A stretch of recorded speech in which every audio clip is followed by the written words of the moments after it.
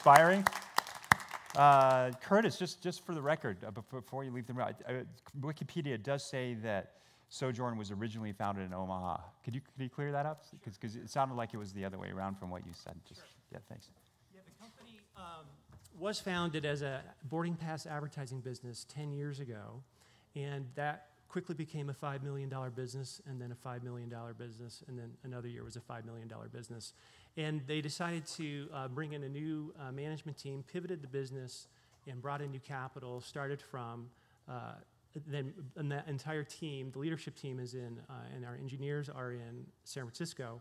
Got it. And then, but what we all love, it was sort of the heart of the company, it was still in Omaha, and so we've continued to invest there. We have 2 buildings there. We're up to almost 200 people, and it's been this sort of our secret scaling exercise there. Okay, well, thanks for clarifying that, Curtis. So it's yet another model, the Silicon Valley, Nebraska pivot, but just it happened first in Omaha, right?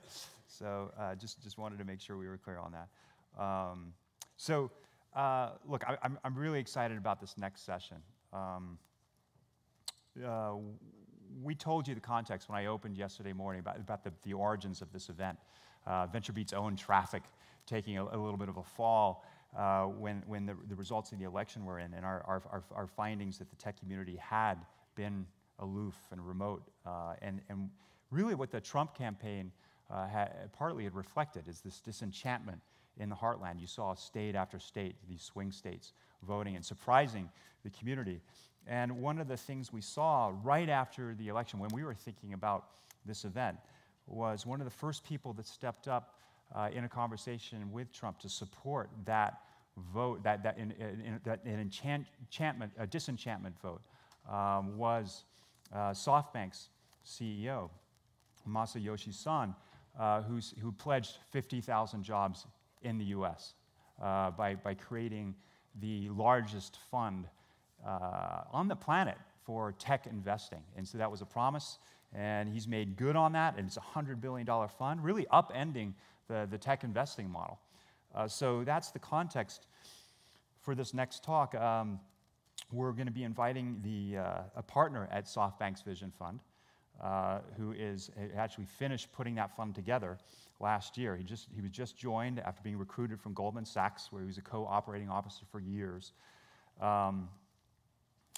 And he's been tasked with a huge mandate, right? So Maso has been quoted as saying, the PC revolution was a big bang. The internet revolution was a big bang, and then this next revolution is going to be an even bigger bang, and that's what he's promised to spark with this fund. So it's no small mandate. So I want to welcome Michael Ronen, partner of SoftBank Vision Fund, up to the stage for a conversation. Thanks, Michael, for joining us. Come on in. Very comfortable. So, just wanted to dive right in. What does the scorecard look so far? You've had all of joining roughly at the end of last year. So what, 6 months? So the fund was officially the first closing happened right before the summer of last year. It's been in the making for probably the year before that. Masa has a way of envisioning big things, and then a lot of other people need to figure out how to make them happen, and that took a while. But the fund has been very active even before the actual formation, with a pipeline of investments, and those went into the fund as the fund itself formed. I think what's important to underscore is people are obviously paying attention to the size and the big numbers, and they're significant, and we'll talk about that. But it's really if you think about what this is an affiliate of SoftBank itself. SoftBank is the largest or second largest LP in the fund itself, so a lot of capital from the company is in the fund, and it's Masa's way of continuing what he already did with SoftBank itself over the last 30 years, which is invest behind big things and the previous technology revolutions we've all witnessed. So while it's very new and it grabs attention, it's really a continuum from his perspective into just a different vehicle and not just in a public company now, but also in the private vehicle to continue and put capital behind big ideas. And we can talk about what they are and the impact that they have. And we've been very busy. Ride sharing is a big part of it, but it's been around the consumer internet as well, and things like Plenty on the kind of advanced agriculture side. And it's very prolific and around many different themes. Yeah. So you've been charged of implementing a vision that has been talked about and promised, and that's a hard thing to do. 50,000 jobs promised. Now that scorecard has to be kept. Just curious, there was no pledge for the 50,000 to be created in any particular region. Actually, it wasn't even a regional commitment. I'm not sure if he was quoted verbatim by the president. But how do you see it unfolding? There's an agenda here where we're talking about investing in higher paying jobs in the heartland. Can you talk a little bit about the balance that you're seeing in terms of investments going into those traditional hubs versus outside? Sure. The fund itself and SoftBank continue to invest globally. So a big part of it is the U.S., but a big part of it is Asia and outside Asia. I think if you summed up all of the investments to date in the fund, we're probably well over 50,000 people employed by the companies that we have invested in. That doesn't mean necessarily that we've created those jobs, so there's a lot more work to do. But certainly the capital that we have brought to bear in some of these cases, and the capital really means acceleration of business plans. That's really what it is. It's affording the entrepreneurs the ability to hire faster, put more capital to work faster, worry less about making a budget and just going for a market. That already has impact, and it's like in big names such as Uber, where everybody pays attention, but it's also in the small ones. There's a company called Fanatics that we invested in that is in the kind of a sports memorabilia and e-commerce, and it's based in Florida. And we have quite a lot of people there, and there's a bunch of others that don't grab the big headlines, but are meaningful. So we're definitely on a path to do that, and we're also on a path to do it with companies that are kind of a little bit forgotten that are part of the system, such as Sprint, which is in Kansas City, which we're investing heavily in. ARM, which is partially in the fund, but is an IP factory effectively and has R&D teams and development teams certainly in Silicon Valley, but also in other places like Texas, et cetera. So the way I would sum it up is it's a big commitment, but when you have that amount of capital to spend on growth equity behind big economic and technological trends, it's very viable, it's very doable to do that, and I think we'll easily, over the next several years, surpass that and then some. I'm sorry, surpass what exactly? Surpass the targets of investments and hiring, right? We're certainly investing the fund at a pace that suggests we'll be able to invest the fund relatively quickly, and that investment brings jobs and growth. So on the 50,000, is there a timeline on that? Was that ever clarified? No. Now, you've been at this event for the last couple of days. I saw you out to dinner last night with some Still of those. recovering from the drinks after. Thanks, Robert. Yeah, I heard they went to close to 1. You were talking, I saw you surrounded by those millennial entrepreneurs. Some of them were speaking this morning.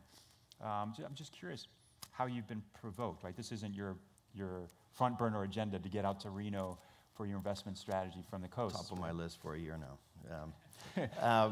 Yeah, look, it's incredibly interesting and thought-provoking. My personal background is the heartland of a very small country in a very obscure place. I grew up in Israel in a very small town. There were 20,000 people in my town, and I've made my way slowly out of that to end up here. And I'm a huge believer that talent is everywhere. And I certainly don't think that Silicon Valley or New York City or any one of these hubs has a monopoly on talent, and I think everything we're seeing here is suggesting there's a huge opportunity. I think it's very normal for a tide to turn, for people to begin. I just moved into Silicon Valley. I can totally see why people are moving out of it as well. That's a whole different discussion. But the point is there's technology, and some of the investments we're making will bring opportunities that are obvious to people that are not just in the big cities. So think about what Amazon has done to make commerce available anywhere in the world, and compute available to anybody wanting to start a startup company now can start it anywhere in the world as long as there's broadband, which is a different story, and as long as they have access to a minimum amount of capital. It used to require a lot more. It used to be that if you wanted to get the biggest entertainment and the best product in the world, you had to live in a big city. If you were in a small city, you just couldn't get it. Well, now you can get anything online, and you can consume any form of entertainment online, and well, it's not as if you were in LA or San Francisco, New York. It's not that far away. So the point is, I think this conference and the move towards investing in the heartland and opening more opportunities is very natural with the move of technology to essentially democratize capital into outside the normal hubs. It doesn't mean that the big cities and the big hubs won't have their attraction. People will always get attracted to some of that, but there is a huge opportunity to build many more hubs that are going to be as attractive and create a lot of opportunity. They will get more expensive. Omaha will get more expensive as some of that happened, but that will continue to ebb and flow. And some of the I'm looking at the gaming industry, for instance, online games, right? Requires huge amounts of talent in terms of compute and artificial intelligence, which is a very scarce resource in terms of R&D. And some of these companies have R&D centers in places you'd never imagine, including some of the cities we've talked about. So I think we're going to continue to see that. I think it's very energizing, and frankly, I'm filled with optimism when I see that happen. And I do think it will actually create a change for the better in terms of the connectivity of the next generation and the sense of there is an opportunity that doesn't require you to live on $200,000 or $300,000 salaries just to make rent. You can actually have a great opportunity in a bunch of other places which are more affordable, and I think that's a good thing. Yeah. With a $100 billion fund, what is your lowest investment? $100 million. $100 million, right? So I was just doing the math at $100 million investment in a particular company. Usually it comes with syndication and so on. Maybe, but if it's $100 million base, you essentially, if you work that out for a number of employees that a company's going to hire, it's roughly in the thousands, right? And potentially even several thousands, 10,000 and plus. There's only so many cities that can take that. Is there kind of a limited number of regions that can take that sort of capital? So it's a good question. I think the way to think about this is the fund. When you create such a big fund, and the idea behind the fund is to invest in growth companies that can meaningfully accelerate their growth and take big opportunities with the help of this amount of capital. So by definition, it's not seed or A or B rounds, right? It's going to be companies that have turned 2 or 3 corners in their lifetime, yeah, but are still way below their potential, and where capital and the network of SoftBank, which has a lot of Asia opportunity around it, opening doors around some technologies, and where that can just change the trajectory. So with hundreds of millions of dollars, the typical dialogue, some of these companies are just going to be already big, such as Didi and Uber, which are already multi-billion-dollar revenue companies and growing substantially, or even WeWork, which is one of them. And some of them will be smaller, like WAG, which is still a very small startup on a relative scale. But what the discussion with us entails is, in many cases, capital just won't make a difference. You just can't, even if you had a lot more dollars to put to work, it's just there are constraints in the way the business is set up where it will just get burned without real growth. But there are places where hiring, putting capital to work, not just behind promotion and marketing, but behind R&D, accelerating an R&D timeline. So moving to the next product rather than waiting 2 years to do that, that will change the competitive edge of a company and open it up for substantial growth, and that's where we want to invest. And the typical conversation, and this is Masa's kind of philosophy for forever, is, okay, so you're showing me a plan that shows, 30 or 40% growth. Go back, think about, just unconstrain your mind. Masa works 20 hours a day, and he expects people to do that, and just assume you have that amount of time a day, and then just unconstrain and think about deploying a lot more capital and actually going to Asia this year, not next year. And let's come back and look at that plan, and that's the plan we want to go for, and that's the agenda of the Vision Fund. Yeah.